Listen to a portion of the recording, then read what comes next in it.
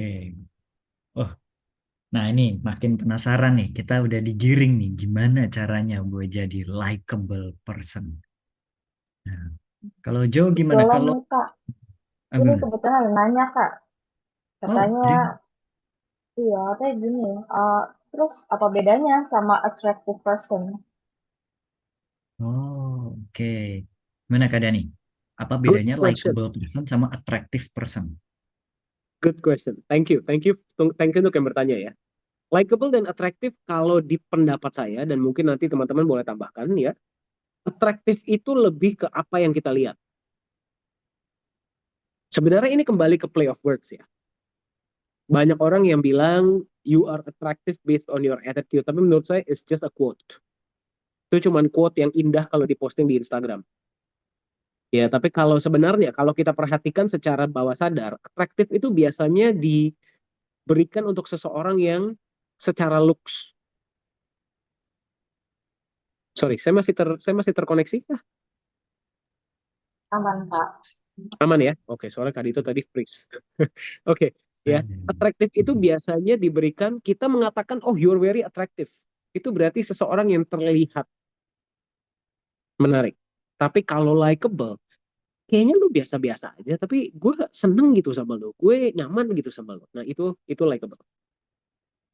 Jadi ada kan beberapa kali ya, saya pun ada in my life ya, orang-orang yang wah secara penampilan ganteng, secara penampilan cantik luar biasa, mungkin oplasnya udah di mana-mana gitu ya. Tapi saya males hangout sama dia. Pernah nggak seperti itu? Pernah nggak kakak-kakak atau teman-teman berhadapan dengan orang yang seperti itu? Secara attractiveness, mungkin kalau ada attractive meter, mereka tuh cantik atau ganteng. Ya, atraktif. Tapi kayaknya kok attitude-nya shit gitu loh. Attitude-nya nggak bagus. Attitude-nya jelek banget. Pernah seperti itu? Pernah dong Kak. Pernah? Itulah Pernah. bedanya attractiveness and likability. Hmm. Kalau Jadi, attractiveness itu visual, likability itu attitude. jadi itu bisa dibilang sebuah perbandingan ya Kak antara attractive person sama likable person. Iya, betul. Itu pendapat saya. Tapi sekali lagi kalau kita cek di Thesaurus atau kita cek dimanapun banyak yang bilang tapi a person is attracted based on their attitude ya bisa juga. Bisa juga. That's why they Jadi said kalau, you can buy looks but you can't buy attitude. betul banget Kak. Kalau berdasarkan yang kita lihat belum tentu semenarik yang kita alami ya. Kalau kita Simpelnya gini deh. berinteraksi langsung. Berapa kali kita mendekat dengan orang yang kayaknya ganteng atau cantik banget tapi kita kayaknya males hangout sama dia gitu loh. Males Hmm. banget. Udah kayak pengen Kayaknya pulang. malah zong gitu ya Kak. Males dong. Males dong. Kalau surface level, iya.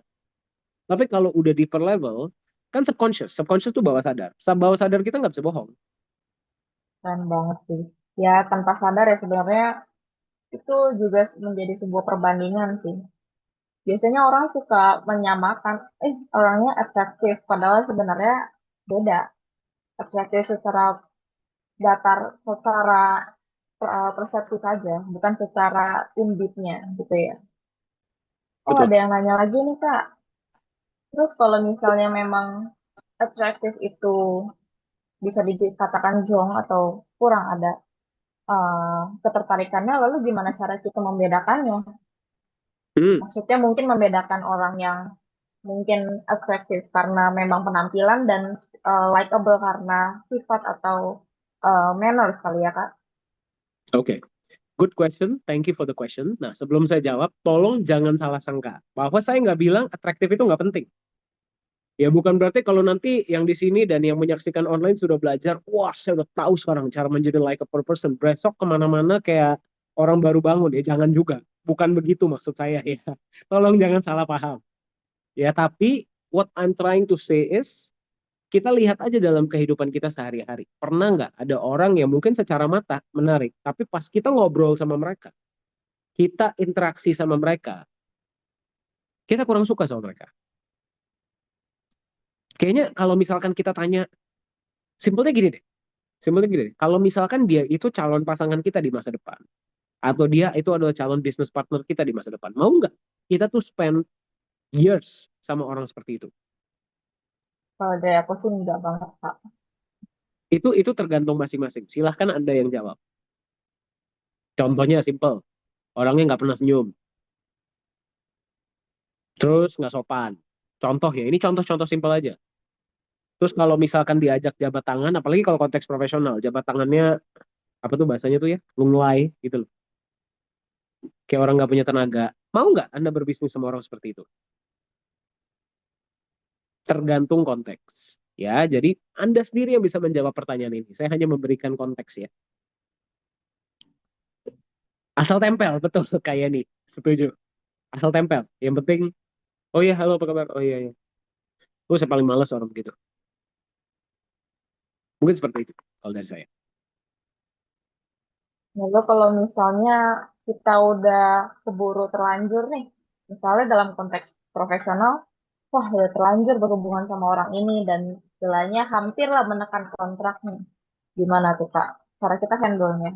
Apalagi kan kita akan kontraknya misalnya bisa 5 tahun, 12 tahun, panjang ya. Apakah ada cara mungkin untuk kita menghindari atau em, ya biar anaknya aja jalan keluar gimana gitu. Oke, kalau kita berada dalam posisi di mana kita tidak punya pilihan, ya contohnya ada ya, kita nggak bisa milih. Contohnya anggota keluarga, atau rekan bisnis yang udah, atau teman kerja, contohnya ya, teman kerja yang Ya kita satu ketemu tim. tiap hari misalkan gitu ya, ataupun pasangan mungkin. Ya, mudah-mudahan enggak ya, saya doakan teman-teman enggak seperti itu. Tapi terkadang kita akan berada di situasi di mana kita have no choice. Kita harus dealing sama dia. Nah, kalau saya, cara saya adalah saya tidak bisa mengendalikan orang lain. Tapi saya bisa mengendalikan my attitude. Saya nggak bisa mengendalikan orang lain. Saya bisa kendalikan my attitude. Karena orang lain kan bukan di tangan saya. Hmm. Ya. Jadi sebenarnya ya kalau misalkan kita masuk ke dalam cara untuk menjadi lebih likable, itu ada cara singkat, ada cara yang panjang. Ya, Oke. ada yang singkat, ada yang panjang. Gimana sih cara jadi likable, Kak Dani? Ada dua cara, ada yang singkat, ada yang panjang. Mau yang mana dulu? Singkat dulu, singkat dulu. Yang singkat dulu. Singkat dulu, singkat dulu. Ya, nanti dijabarkan kalau kita menang. Yang singkat ya. Hmm. Yakin? Ya, ya. Teman-teman siap, kakak-kakak siap mendapatkan Waduh. ilmu yang mahal ini. Of course dong Kak. Kita Nah, babat abis. Siap? Tapi boleh. dicatat lah ya. Catat, catat. Ya, saya selalu misalkan pertama kali saya menjadi seorang public speaker, bahkan ketika saya menjadi bagian dari Toastmasters. Kemudian karir saya naik menjadi seorang corporate trainer. Kemudian saya belajar sales. Kemudian saya belajar leadership, building relationships with orang lain. Bagaimana melit sebuah tim. Itu semua, itu punya satu benang merah. Ilmunya banyak. Ilmunya banyak. Oke, makanya saya bilang ada cara panjang. Tapi kalau saya bisa rangkum, oh bahkan saya baru 2 minggu yang lalu tunangan, rencananya akan merit awal tahun depan. Ya, jadi saya punya pengalaman sedikit juga dalam bidang relationship. Ya, sedikit, walaupun belum banyak. Oke, sedikit. Kak Dito dan teman-teman yang lain punya pengalaman lebih panjang ya. Yang itu saya malah malas belajar saya. Tapi semua bisa dirangkum hanya dalam satu kata. Mhm. Kalau kita tidak mempelajari hal-hal lain, tapi kita hanya punya satu hal ini di dalam pikiran kita akan bisa sukses. And what is it? Coba saya mau lihat di chat, siapa yang pengen dengar kata ini apa? Saya berani jamin nih, kalau satu kata ini dipraktekkan mulai hari ini, starting today, ya, your life will improve at least by 20 to 30%. I can guarantee, Oh. personal guarantee dari Kak Dani. Coba saya mau lihat di chat, siapa yang pengen dengar? Ayo, ayo Kak. Ayo Kak. Oke, siap? Let's go, let's go. Oke, Mhm. satu kata that can change your life. Whether itu adalah secara karir, secara relationship, secara friendship, secara networking. Satu kata yang bisa membuat Anda menjadi lebih likable adalah empati. Nggak Oke. expert ya. Hal ya ilmunya ya. That's it. Da- bukan that's it. Apa? Gimana nih? Hmm. Empati. Saya kasih konteksnya ya. Hmm. Contohnya dalam konteks public speaking, karena ini adalah komunitas public speaking, ya. Dan saya seseorang public speaking. Bagaimana caranya seorang 18 tahun bisa berbicara kepada senior-senior yang bahkan jauh lebih senior, pengalamannya jauh lebih hebat, dan mereka bisa mendengarkan anak 18 tahun itu. Kuncinya empati. Saya posisikan Hmm. diri kita dalam audiens punya main. Kalau saya menjadi audiens, dan saya melihat orang ini baru masuk, apa sih yang ingin saya dengar? Apa yang ingin saya dengar? Contoh, banyak orang yang datang, ladies and gentlemen, good morning. Semua orang udah ngelakuin itu, betul nggak? Tapi kalau saya menjadi seorang audiens dan saya ingin mendengarkan orang ini, apa yang akan membuat saya mendengarkan? Justru jangan mulai dengan itu, mulailah dengan cerita. Atau mulailah dengan sesuatu yang mind breaking. Tapi sekali lagi tolong lihat konteks ya. Tolong lihat konteks. Ya, Anda berbicara di mana dan kepada siapa. Ini konteks internasional, bisa. Oke? Kalau saya dari awal udah disuguhin good morning, how are you? Tadi 20 kontestan pada ngomong begitu semua. Nah, ngapain saya dengerin dia? Betul nggak? Jadi saya harus Hmm. berbeda dong. Oke? Saya kasih konteks lain. Dalam sosial media, misalkan kita mau bikin konten. Ya, kalau saya adalah orang yang lagi nge-scroll Instagram, ya, apa yang akan membuat saya minimal mau ngelihat dulu, stop scroll orang itu, ngelihat orang itu. Oh, minimal buat 2-3 detik pertama karena saking banyaknya competition ya. Itulah ada yang namanya hook. Terus setelah sudah hook, apa yang akan membuat saya mau nonton konten ini sampai selesai? Itulah ada yang namanya storyboard. Ya, karena kebetulan saya pun menjadi bagian dari salah satu podcast di Indonesia, namanya Big Thinkers. Ya, itulah ada yang namanya storyboard. Paham? Masuk akal? Itu semua kan Iya. empati. Kita memposisikan diri kita sebagai orang lain. Misalkan kita mau berteman. Ada orang yang kita belum pernah ketemu sebelumnya. Oke? Kita belum pernah ketemu sama orang ini sebelumnya. Kalau Ya, kita mau betul. berteman sama dia, apa yang harus kita lakukan agar orang ini terlihat lebih friendly daripada orang lain? Mungkin pertama attitude kita, vibes kita. Niat kita itu kan biasanya kan bisa kebaca ya dari kita punya body language segala macam. Terus smile. Kita lebih pilih berteman dengan orang yang murah senyum atau yang nggak pernah senyum. Tergantung kita lagi dealing sama siapa. Kalau kita lagi mau mencari teman baru, ya tentu kita harus Hmm. mulai senyum. Hmm. Betul? Tapi kalau misalkan kita lagi berdealing, misalkan ya, saya juga sekarang lagi coba pelan-pelan masuk ke dunia finance. Saya dikasih tahu, Dani, kamu kalau di dunia finance tidak boleh terlalu ramah, karena kamu dikira main-main. Oh ya oke, berarti saya harus tone down Oh ya? sedikit. Kalau saya mau, Hah? ya. Jadi teman-teman yang di dunia finance, tolong diklarifikasi ya. Hmm.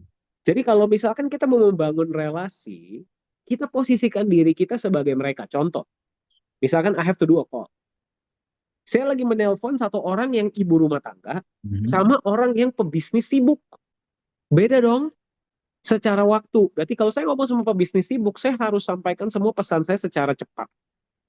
Ya, secara cepat. Dan nggak boleh terlalu bertele-tele. Karena mereka pusing. Udah cepetan, lu mau ngomong apa sih? Tuh, secara tonality pun berbeda. Kalau kita sebagai mereka, kita dapat mungkin 30-40 telepon sehari. Apa sih yang akan membuat orang ini tuh pesannya masuk ke gue? Gue mau dengerin dia. Itu kan empati, betul? Berbeda kalau kita berhadapan dengan ibu rumah tangga yang mungkin jumlah teleponnya lebih sedikit. Mungkin ada telepon dari satu orang aja dia happy, kecuali mungkin sales kartu kredit ya. Ya, beda. Kita harus lebih warm. Selamat siang Ibu, apa kabar? Iya, perkenalkan Ibu, saya dari ini misalkan. Sama kalau misalkan saya bicara dengan banker, selamat siang, betul dengan ini. Oke, hari ini alasan saya menelpon adalah beda kan, tonality-nya saya sudah berbeda. Padahal saya belum belajar vocal variety loh. Ya. Saya belum belajar communication via phone, tapi hanya menggunakan empati, tiba-tiba voice saya bisa berubah. Oke. Nah, Kak, ini kan kalau dari penjelasan Kak Dani, empati ini tuh bener-bener apa ya? Sifatnya tuh subjektif. So, ini is it okay? Is it okay-nya bagaimana nih, Kak? Maksudnya kita tahu kalau kita ini kan ada yang mungkin terbatas, entah itu pengalaman, kayak misalnya ketemu sama banker, ketemu sama orang dari finance, atau ketemu sama orang dari mana. Nah, itu kan kayak beda-beda gitu. Saya aja kayak pertama kali kalau ketemu sama orang yang pangkatnya lebih tinggi, saya nggak tahu nih saya harus berpikir seperti apa, saya harus kayak gimana. Jadi Hmm, ya, yang saya lakukan adalah saya memakai POV saya yang saya tahu bahwa ketemu orang tua ya pokoknya mesti ya bicara ya pelan-pelan atau ya seadanya kayak begitu. Jadi is it okay to use our subjectivity for to be empathic? Oke, very good question. Very, very good question. Sekarang saya tanya sama Kak Dito balik. Kalau misalkan kita mau diperlakukan sama orang lain, kita mau diperlakukan secara template atau kita mau diperlakukan secara tailor-made? Hmm, tailor-made. Betul? Itulah Ya. kenapa kalau misalkan kita lihat, kita ngomong tailor ya, seorang penjahit yang bikin bajunya mungkin cuma 10 per bulan, Mhm. dibayar lebih mahal daripada sebuah penjahit yang bikin mungkin 100 atau 200 baju setahun, sebulan. Yang mana yang salah? Nggak ada yang salah. Enggak. Ya, cuman tergantung konteksnya seperti apa.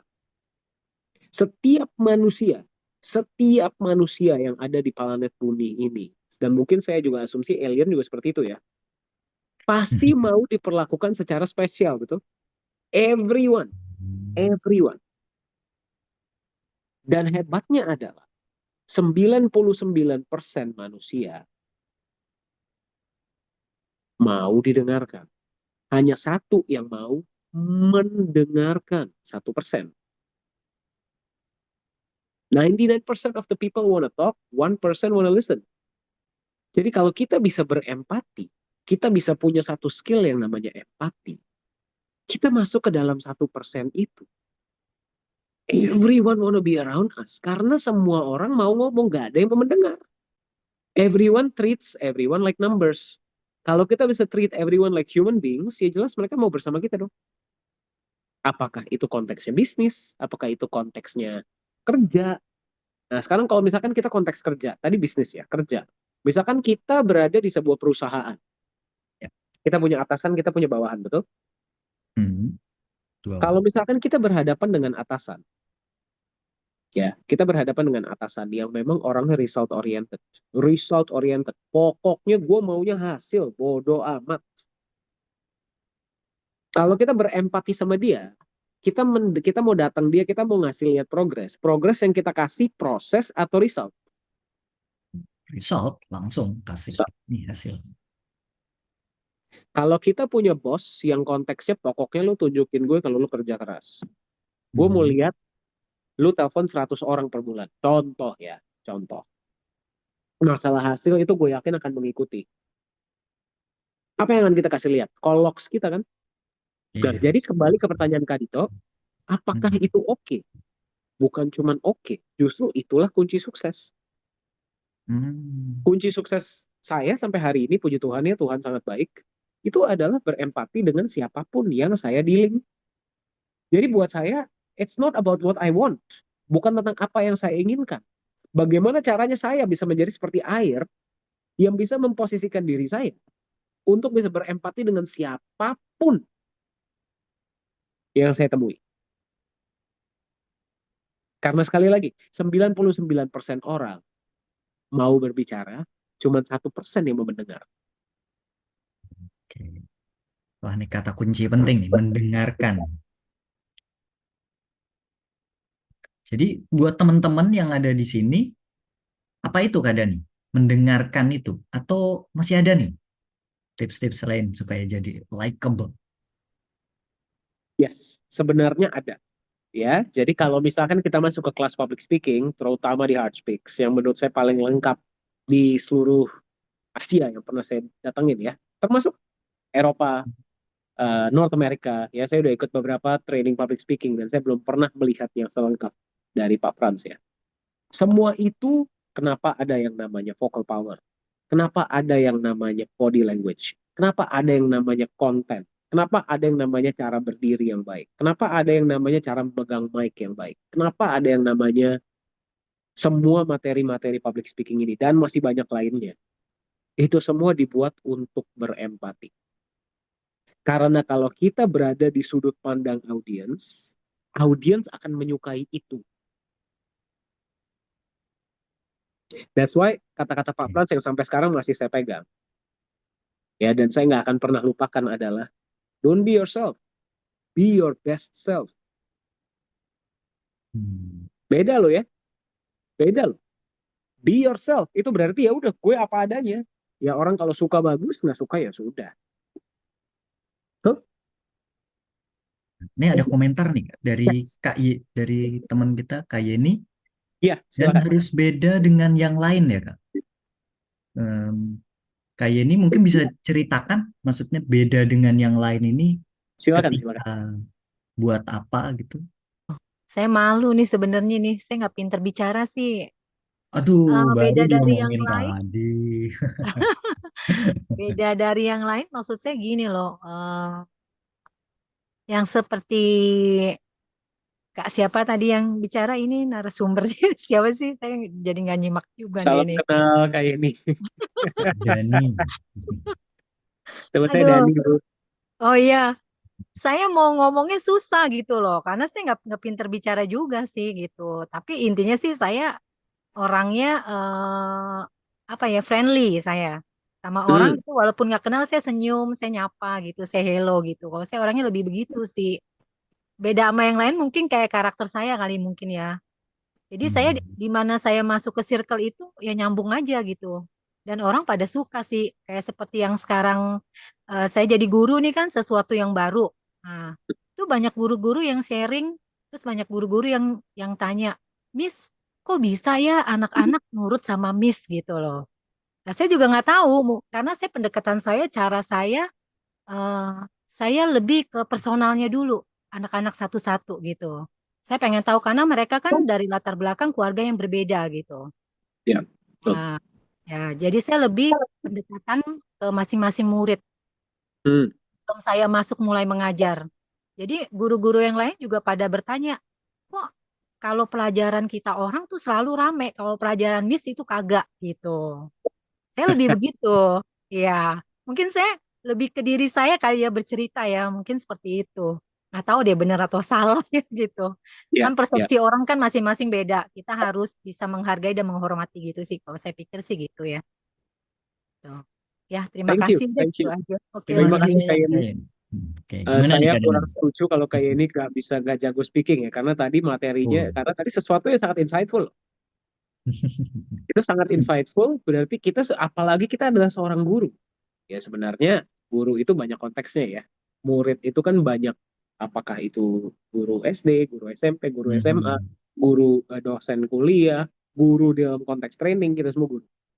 Nah sekarang tadi Kak Yeni menurut saya ada satu keyword yang sangat powerful. Saya pendekatan pribadi kepada satu-satu murid. Karena setiap murid itu punya latar belakang yang berbeda. Tuh, setiap murid itu punya latar belakang yang berbeda. Dengan mengatakan itu berarti Kak Yeni secara tidak langsung sudah berempati dengan mereka. Justru, Ya, justru saya juga bingung. Akhirnya guru pada sharing tuh, Miss gimana cara ngajarnya.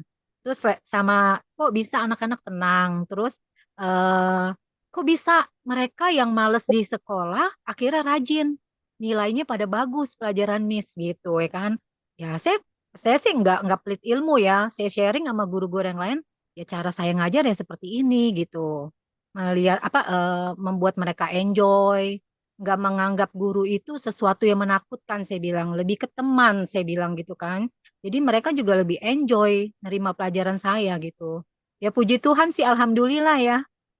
Bagus-bagus nilai sumatifnya gitu loh. Saya juga senang jadi guru gitu loh. ya kan? Ternyata saya Ah, bisa berhasil gitu.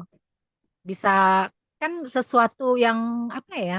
Bagi diri saya sendiri bisa membuat orang bahagia, kenapa tidak gitu? Kalau saya lebih ke situ sih. Ya, oke gitu aja. Makasih. thank you Kak Yeni, thank you sudah berbagi Terima ya. kasih Dan kayaknya.